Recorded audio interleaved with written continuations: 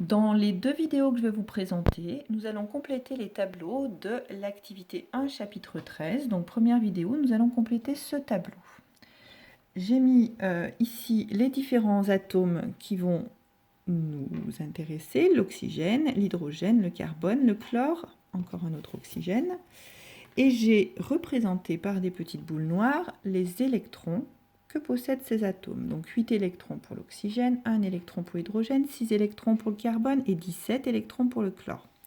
D'autre part, j'ai fait ici un modèle général de l'atome avec au centre son noyau. Par exemple, si on prend un atome d'hydrogène, ce sera le noyau de l'hydrogène. Et puis les couches. La couche 1 sur laquelle vient se disposer des électrons, la couche 2 sur laquelle peut également venir se disposer des électrons, et la couche 3. Également, les électrons peuvent se disposer dessus. Ces couches se décomposent en sous-couches. Pour la première couche, elle a une unique sous-couche S. La deuxième couche possède deux sous-couches S et P. La troisième couche possède trois sous-couches S, P et D. Le remplissage de ces couches ne se fait pas au hasard. Il respecte des règles. Les sous-couches S acceptent au maximum 2 électrons, les sous-couches P acceptent au maximum 6 électrons et les sous-couches D acceptent au maximum 10 électrons. D'autre part, on remplit toujours de la couche interne vers les couches externes et on n'entame pas une nouvelle couche tant que celle d'avant n'est pas remplie. Revenons à l'hydrogène. L'hydrogène possède un unique électron qui va donc se placer sur la couche 1s, ce qui va donner une représentation, une structure électronique en 1s1. On va appeler électron de valence son électron externe, celui qui se trouve sur la couche la plus externe. Là, comme il n'en a qu'un seul, c'est celui-ci. L'atome d'hydrogène possède un électron de valence que je vais représenter par un point. Voilà. Pareil pour l'autre hydrogène dont j'aurai besoin par la suite. Je passe maintenant à l'atome de carbone. L'atome de carbone possède 6 électrons. Je vais placer ces 6 électrons en respectant les règles de remplissage des couches. Donc 2 électrons sur la première couche la plus interne qui est une sous-couche S. Ensuite encore 2 électrons sur la sous-couche 2S. Puis il me reste 2 électrons à placer puisqu'il y en avait 6 en tout sur la sous-couche 2P.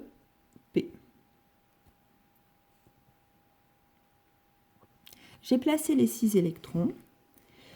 À savoir que dans ces 6 électrons, on en distingue 2 d'une part, les 2 qui se trouvent sur la couche 1, qui sont dits internes, et 4 d'autre part, qui se trouvent sur la couche 2S et 2P, et qui sont dits externes, qui sont dits de valence. Je ne m'intéresse pas aux électrons internes parce qu'ils n'interagiront pas avec les autres atomes. Je m'intéresse uniquement aux électrons externes, aux électrons de valence, aux électrons sur la dernière couche remplie, c'est-à-dire la couche 2. J'ai 4 électrons sur cette dernière couche que je peux représenter par des points, comme ceci. Ce sont les électrons de valence, les électrons de la couche la plus externe. On passe maintenant à l'oxygène. L'oxygène qui possède 8 électrons, que je vais placer en respectant les mêmes règles. Donc je commence, comme vous l'avez compris, par la couche la plus interne, la couche 1, qui possède une seule sous-couche S qui peut être remplie au max avec 2 électrons. Ensuite, la couche 2 avec une première sous-couche S qui possède au max 2 électrons. Et la sous-couche 2P qui peut posséder au maximum 6 électrons. Mais là, il ne m'en reste que 4 que je place. La couche externe, la couche de valence sera la couche 2. La couche 3 n'existe pas, elle n'a pas commencé à être remplie. La couche 1 est interne, elle ne m'intéresse pas. J'enlève donc ces 2 électrons. Et je me retrouve finalement avec 6 électrons externes pour l'oxygène, que je place comme ceci. Ils m'intéressent ceci parce qu'ils vont permettre de créer des liaisons avec d'autres atomes. Il nous reste à traiter le dernier atome, l'atome de chlore. Et puis on complétera le tableau ensemble. Alors l'atome de chlore, on ne va pas s'ennuyer, il possède 17 électrons.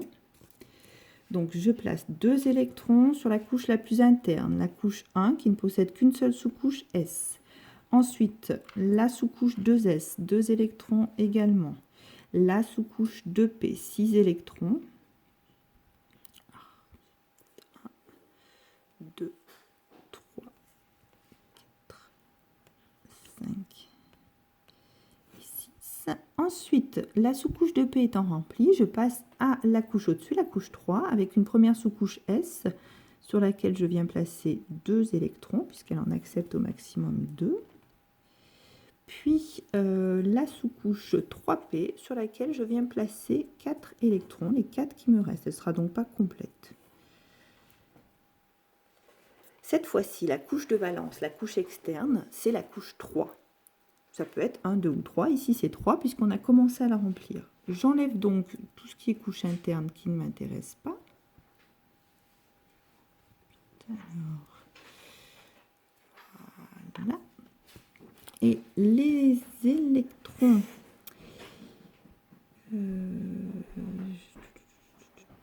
là j'ai mis 2, là j'ai mis 4. Les électrons qui finalement vont pouvoir créer des liaisons avec d'autres atomes sont ici. Et normalement, si je ne me suis pas trompée, ils sont au nombre de 7. Donc il y a dû y avoir un petit hic. Ça donne 3s2 normalement, 3p5. Donc ça doit bien être bon. Voilà. Donc ces électrons vont pouvoir créer des liaisons avec d'autres atomes. Je les place ici. Voilà. On va maintenant regarder le tableau ensemble à compléter. Je pousse tous mes petits bouts noirs qui représentaient les électrons. Donc pour l'hydrogène, on avait dit un électron sur la couche 1s, ce qui lui fait un électron de valence, un électron externe. Il respecte la règle du duet, il lui faut donc 2 électrons pour être stable, il lui en manque un. Chaque liaison fait gagner un électron, il cherchera donc à faire une liaison, et on se retrouvera avec un hydrogène qui cherche à faire une liaison. Comme ceci. Pour le carbone, on avait mis 2 électrons représentés par les 2 petites boules noires sur la couche 1s, 2 électrons sur la couche 2s et 2 électrons sur la couche 2p. La couche externe, c'est la couche 2. La dernière à avoir été remplie. On a donc 2 plus 2, 4 électrons de valence. Le carbone veut respecter la règle de l'octet pour être stable, c'est-à-dire qu'il veut posséder 8 électrons. Il lui en manque 4. Chaque liaison fait gagner un électron. Il va donc chercher à faire 4 liaisons pour se retrouver comme ceci.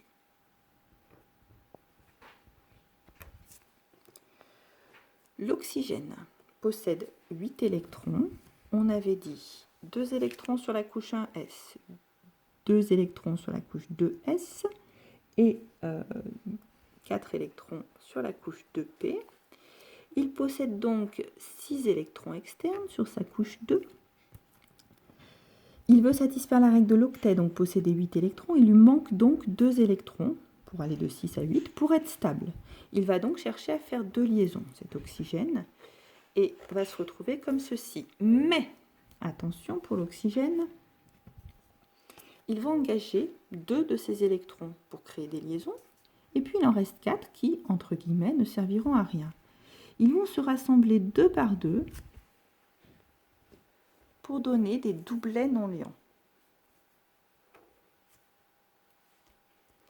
Et donc la représentation de Lewis va faire apparaître les liaisons possibles et les doublets non liants, comme ceci. Pour le chlore, on avait dit 17 électrons, donc ça va donner 1s2, 2s2, 2p6, 3s2, 3p5. La dernière couche à avoir été remplie, la couche 3, avec 7 électrons. Donc le nombre d'électrons externes, le nombre d'électrons de valence pour le chlore est 7.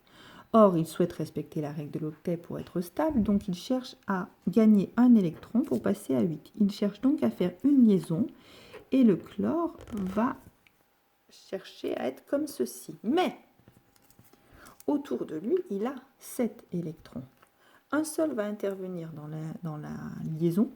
Les 6 autres vont se rassembler 2 par 2 autour de l'atome de chlore, ce qui va donner 3 doublets non liants. Et sa représentation de Lewis, ce sera donc la liaison et les 3 doublets non liants.